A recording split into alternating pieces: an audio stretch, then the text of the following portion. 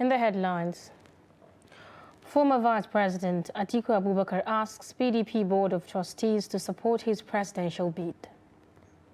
Senate intervenes to save aviation sector from shutdown over fuel crisis. Remains of slain DPO in Niger State to be taken to Kebbi for burial. And Russian foreign minister says there is hope for compromise in talks with Kiev. Hello and welcome to Trust TV News Update. I am Zainab Bala.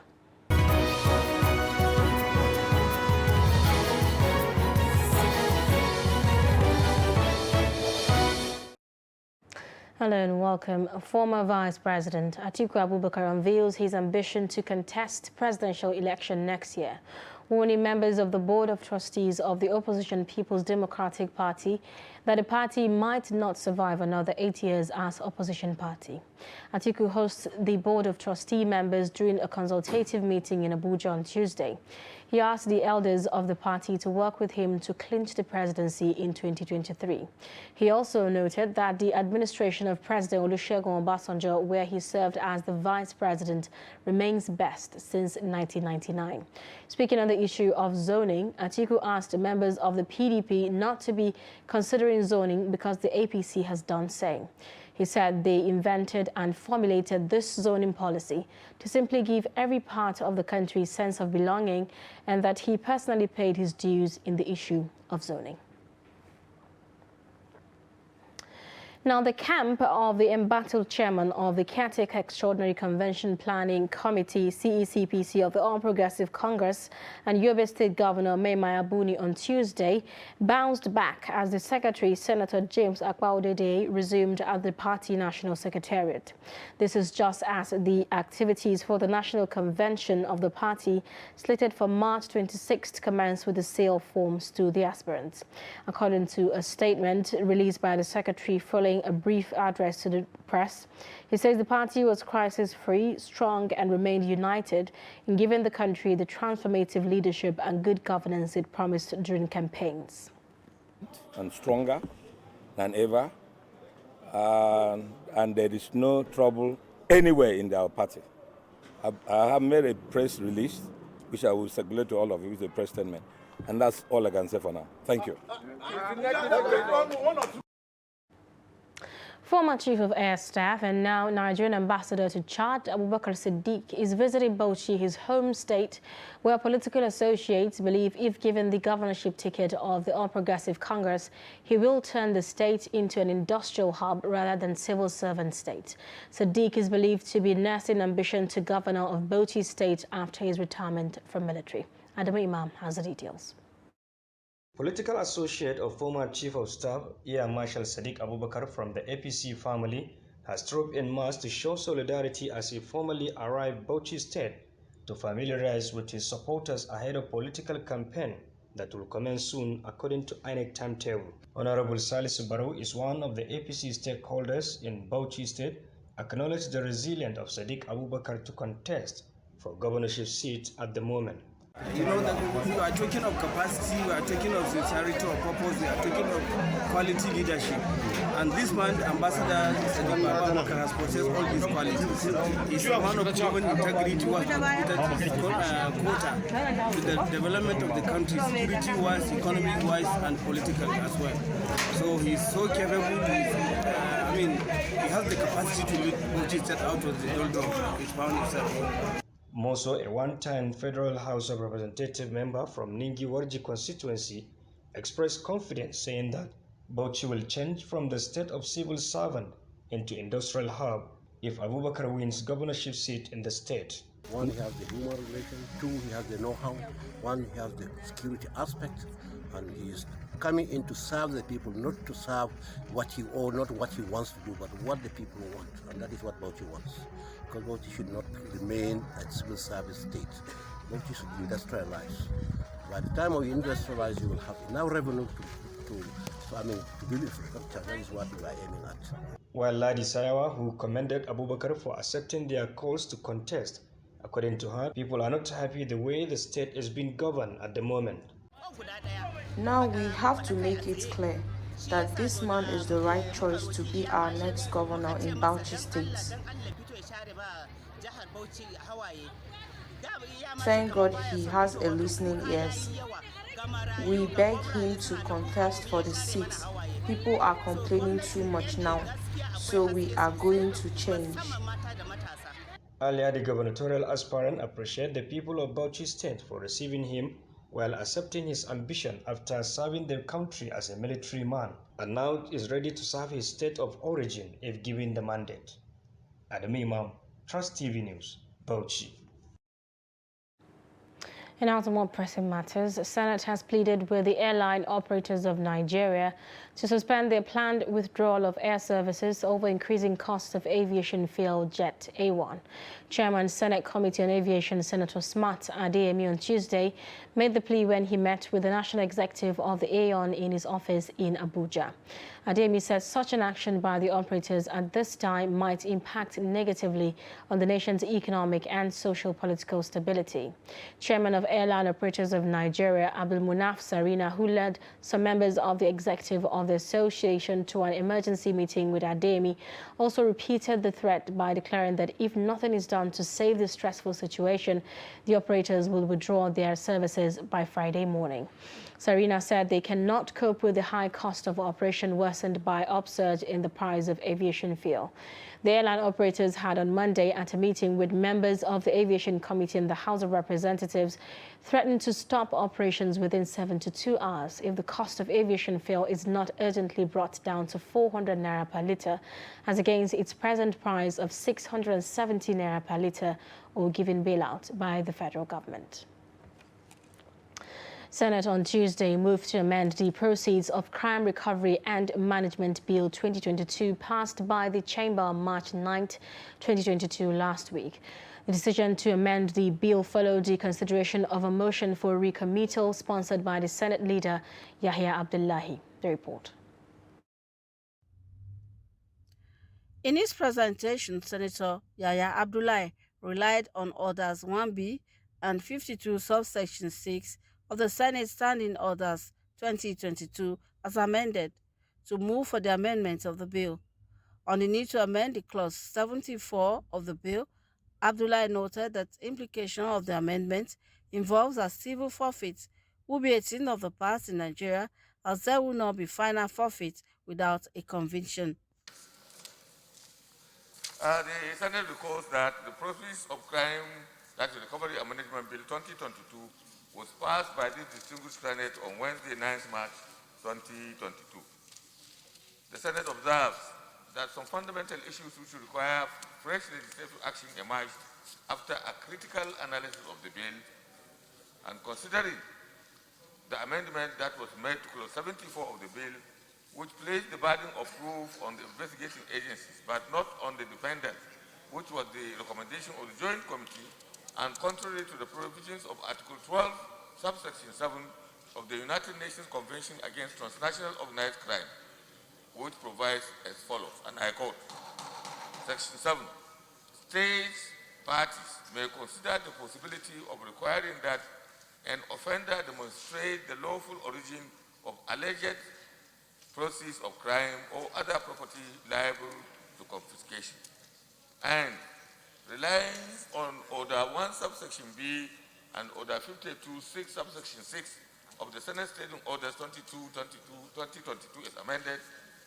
Senate resolves to rescind its decision on Clause 74 of the bill as passed and recommit same to the Committee on Judiciary, Human Rights and Legal Matters and Anti-Corruption and Financial Crimes with a view to exploring safeguards against abuse. The Senate thereafter recommits the bill to the Committees on Judiciary, Human Rights and Legal Matters, Anti-Corruption and Financial Crimes to engage relevant agencies with a view to exploring safeguard against any form of abuse. The Senate accordingly resolved to rescind its decision on Clause 74 of the bill as passed and recommit same to the Committees on Judiciary, Human Rights and Legal Matters, and Anti-Corruption and Financial Crimes with a view to exploring safeguard against abuse.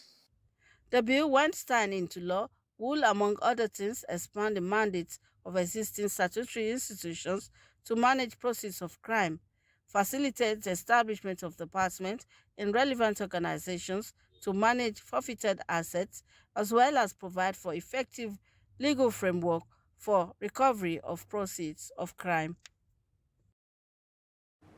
House of Representatives has vowed to provide an accountability mechanism to ensure effective and fair administration of national resources for the good of the citizens. Speaker of the House, Femi Gbajabiamila, made the statement while declaring open a public hearing on the outstanding debt owed to the Nigerian government by oil and gas companies operating in the country. The report. Speaker of the House of Representatives Femi Gbajabiamila, while declaring the investigative hearing open, insisted that it is now time to stop playing the ostrich and speak truth to the government. He reminded stakeholders of the importance of paying up on their liabilities, which in turn will enable the federal government to finance its 2022 budget, warning that failure to do so will attract the full consequences of the law. To underscore the importance of this exercise, let me make a bold statement that if there are companies that either prevaricate or refuse to cooperate in this exercise, it may be the first time in the 9th Assembly, maybe even in history, that we will need, or I personally will invoke the provisions of the Constitution and how whoever is responsible or does not cooperate with the committee, have him arrested under the provisions of the Constitution.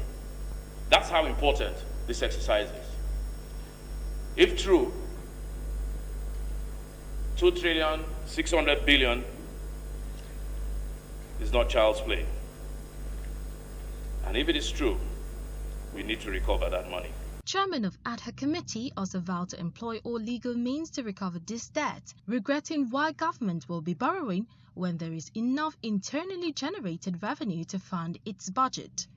The lawmakers said the committee will leave no stone unturned in the recovery of over 2.6 trillion naira owed by oil majors in form of royalties, levies, taxes, concession and rentals. Is either out of negligence that people are colluding, that these companies get away with it, or that people decided on their own to scuttle the process of good governance in this country. Because all over the world, I know of a truth that tax evasion is a serious crime.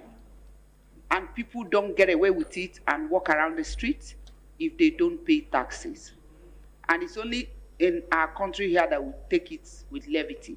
77 companies were indicted, out of which 51 have paid up its liabilities, according to Native reports, while the Federal Inland Revenue in its submission said 70 out of 77 has tax obligations to tune of $1.79 billion. The disclosures were either taxes in various forms, and then the other was payment of royalty. And we are concerned about 2019, and our report emphasized that these payments were not made as at and when due as at 20th of December 2020.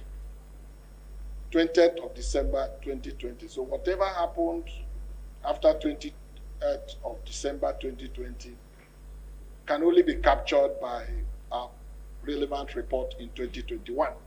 The total amount outstanding as of 1st February 2022 is $467.69 million. And out of that, MPDC owes $440.068 million. That's 94% of that amount.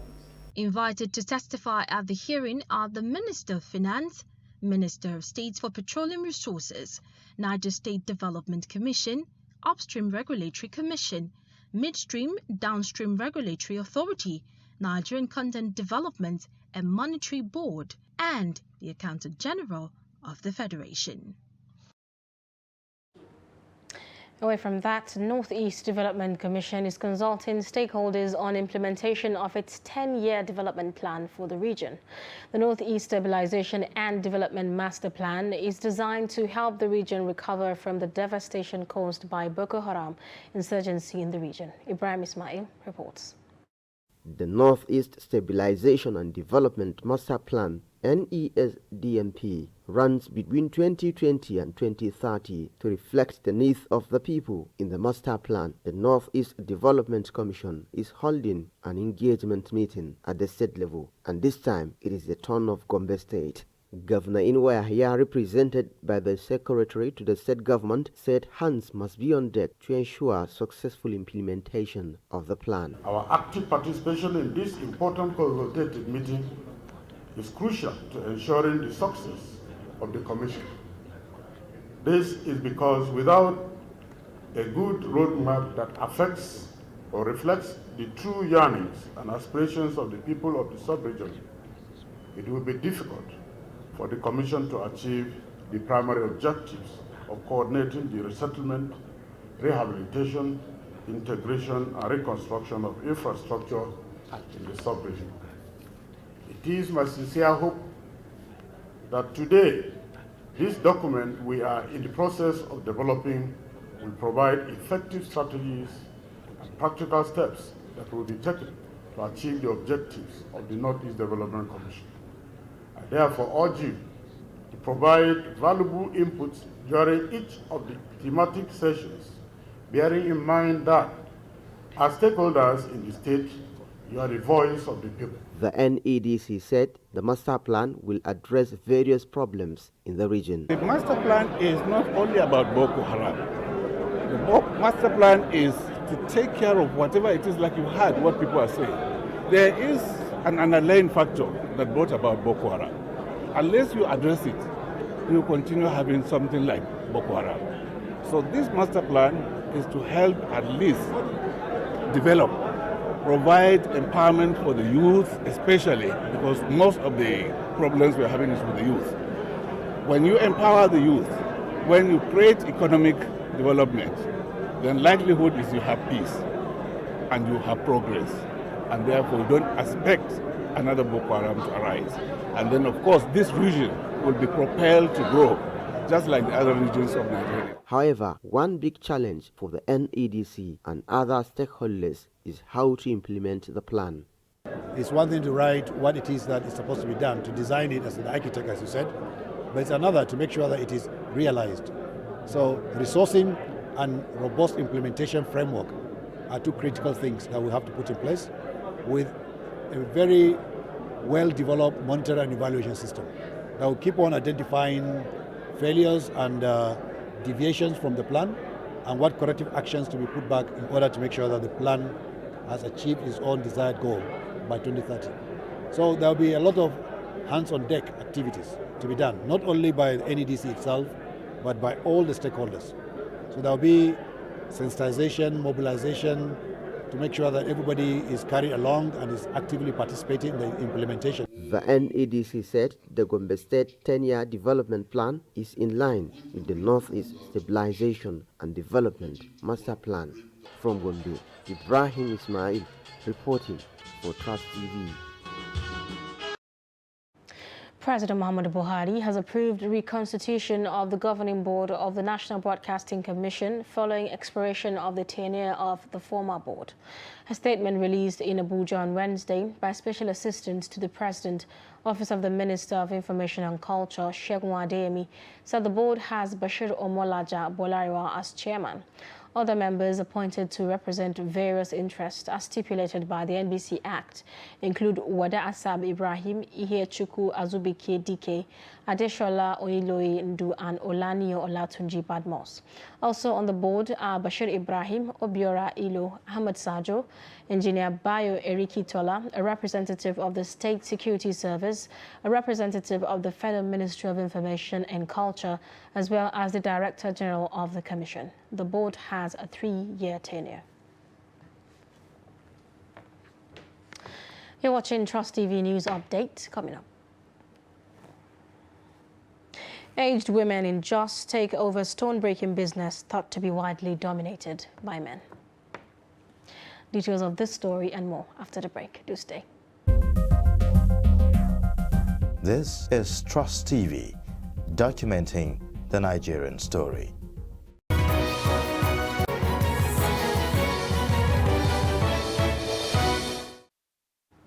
Welcome back. If you are just joining us, this is Trust TV News Update. Here are our top stories. Former Vice President Atiku Abubakar has unveiled his ambition to contest presidential election next year, warning members of the Board of Trustees of the PDP that the party might not survive another 8 years as opposition party. Senate has pleaded with the airline operators of Nigeria to suspend their planned withdrawal of air services over increasing cost of aviation fuel. Elsewhere, Yobe State government will sign a memorandum of understanding with a private university in Egypt to carry out kidney transplant at the State Teaching Hospital for indigents suffering from the renal diseases.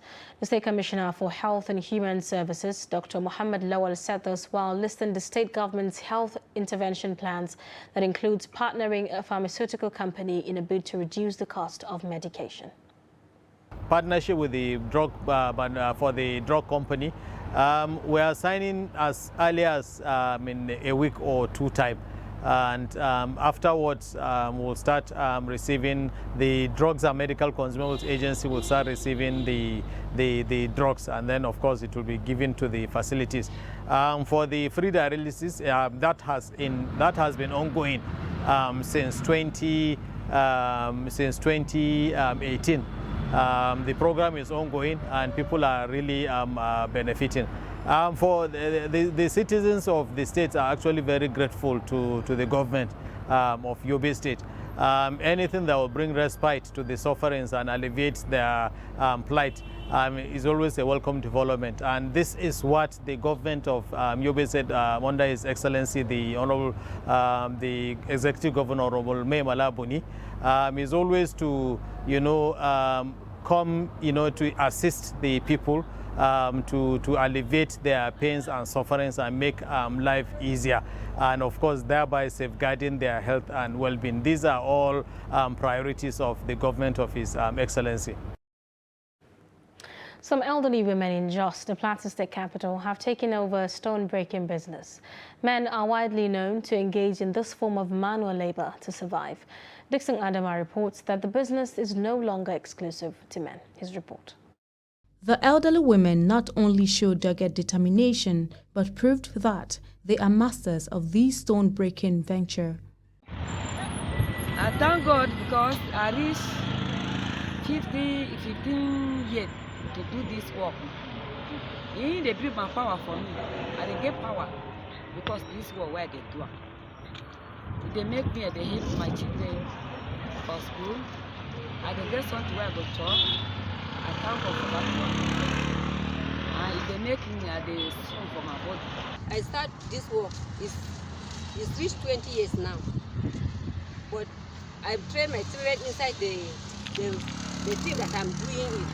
And I'm getting strength in it.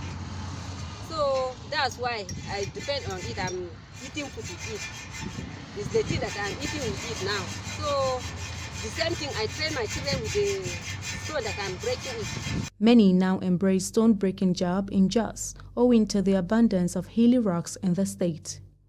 Such rocks are used for various purposes, especially in construction. These women you've seen, I've known them for over 25 years.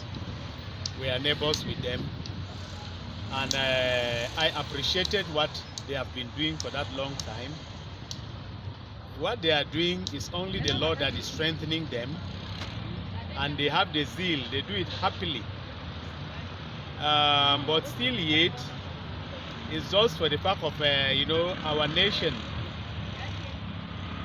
We would have appreciate people like this to be assisted by government or private institutions like the NGO, so that more young men too would have been accommodated in the job. It's a way of living, but a lot of us didn't know it. They build houses, they pay school fees, and support other people. Sabongeri Tudunwada Quarry, opposite St. Moses Catholic Church in Jos North local government area of the state, attracts these elderly women who say the job keeps them healthier, stronger, and gives them unique strength. What the men can do, the women can do even better, the popular saying goes. And these women have shown that what the men can do in this respect of breaking stones, they can do even better. Many of them have been breaking these stones for so many years, and they have been feeding their families with it and assisting their families and their husbands along the line. Some of them too have said that the stone breaking is always giving them strength and they hardly fall sick and all of that. So it's expected that the government and other interested bodies should come to their aid so that they can continue this line of business, and then they can have so many things to do for the society and for themselves. For Trust TV News, just Dixon Salami Adama reporting. And on the foreign scene, Russian Foreign Minister Sergei Lavrov on Wednesday stated that there is some hope for reaching compromise for a concrete resolution on the ongoing war. Lavrov's statement comes against the backdrop of the scheduled peace talks between Ukrainian and Russian delegates, which is set to be held for the 6th round on Wednesday. Earlier this week, Ukrainian President Volodymyr Zelensky confirmed that the delegates would hold regular discussions on the burgeoning war over video conference format. The war in Ukraine has intensified by the day, claiming lives of over 1,000. Nearly 2 million have been forced to flee the country after Putin launched a full-blown military attack on February 24th.